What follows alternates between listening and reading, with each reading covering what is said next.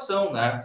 Aqui é uma forma que a gente visualiza e vem aplicando com os anos, né? E isso já alinhado à parte de Lean, que é a correlação entre a gente chama de tecnologias inovadoras, tá? Talvez algum de vocês pode estar pensando, tá, Moisés, mas o TPM é de 1960, lá, o RCM é lá da década de 50, enfim. Mas o que eu trago como tecnologias inovadoras é porque se eu não apliquei ainda no meu ambiente, se eu não apliquei ainda dentro da minha sistemática, ela se torna inovadora, tá? Então, eu vou tentar explicar essa correlação aí que a gente faz de uma forma bem direta, tá? Tudo começa, pessoal, com pensamento Lean, tá? Onde o grande objetivo é agregar valor ao cliente. O que é valor? Uma necessidade do negócio, uma necessidade das partes interessadas. Vamos lá, desempenho, segurança, redução de custo, melhoria de produtividade, isso, confiabilidade. Isso é um valor que a manutenção ela deve entregar para o negócio. Então, agregar valor. Dentro desse processo de agregar valor, a gente enxerga vários desperdícios. Isso vai ocorrer, a gente vai estar falando um pouquinho mais à frente. Então, esse agregar valor e eliminar desperdícios é o que a gente precisa trabalhar no Lean. E quando a gente está falando nisso, o DNA do sistema Toyota de produção, que foi o que deu origem depois para toda a questão do Lean, ele traz o seguinte, 2 pontos. Desenvolvimento de pessoas e melhoria contínua. Então, se eu trabalho em desenvolvimento de pessoas e essas pessoas elas estão focadas em trabalhar em melhoria contínua, eu vou conseguir agregar mais valor e eliminar desperdício. Então, aqui a gente tem a forma de pensar, beleza?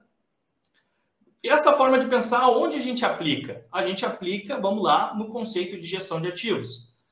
Gestão de ativos, né, de forma bem sintetizada, o grande objetivo é eu conseguir extrair o máximo de valor dos ativos que eu tenho dentro do meu negócio.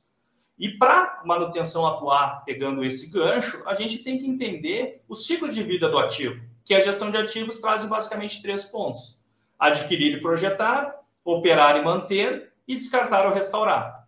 Então, a manutenção, quando a gente fala que ela tem que trabalhar no ciclo de vida do ativo, além dela focar no operar e manter, que é o que a gente tem hoje, todos nós que trabalhamos na manutenção, tem equipamentos, instalações ativos, no qual a gente precisa manter. Mas a gente também precisa entender que a manutenção atua nas outras dois estágios, que é quando começa a necessidade de aquisição de uma nova linha, de um novo ativo, de uma nova instalação, enfim, eu preciso trabalhar no projeto, a manutenção precisa trabalhar no projeto, nas especificações, nos sistemas de padronização de componentes e assim por diante. Que a manutenção tem muito a agregar. Aonde nasce a confiabilidade e a mantenabilidade dos equipamentos? Lá no projeto. Se eu não fiz um bom projeto, acontece de eu instalar um equipamento e sofrer a vida toda com esse equipamento. Então, a gente precisa trabalhar lá, nesse conceito de adquirir e projetar.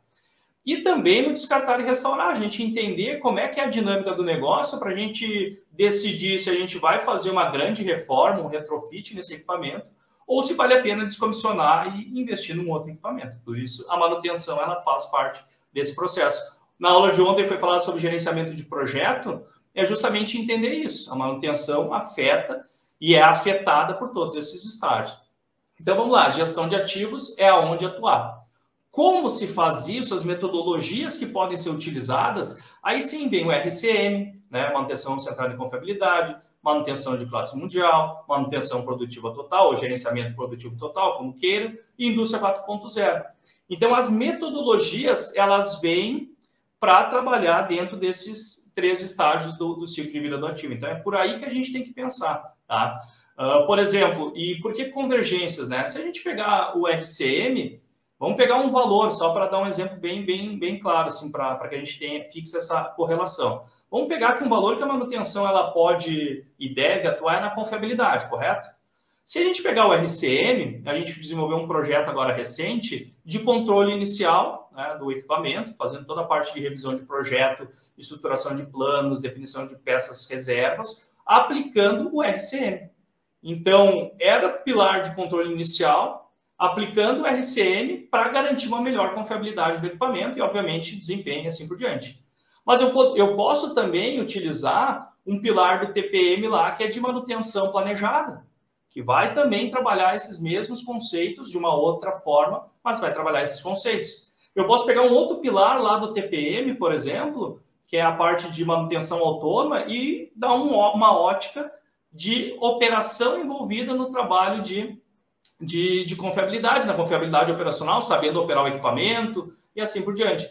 Então, percebam que as metodologias, elas devem ser organizadas, do nosso ponto de vista, para que seja criado um sistema de gestão próprio da empresa. Só que, para isso, eu preciso ter conhecimento, como a gente viu, para não transformar numa manutenção Frankenstein, eu preciso ter conhecimento e domínio dessas metodologias e trabalhar muito forte a cultura organizacional, desenvolvimento de pessoas, para que não seja algo empurrado, e sim algo puxado e trabalhado por todos. Beleza? Então, correlação. Coloquem aí no comentário se ficou bem claro, se não, botem aí dúvidas e depois lá no final a gente explana um pouco melhor, se for o caso.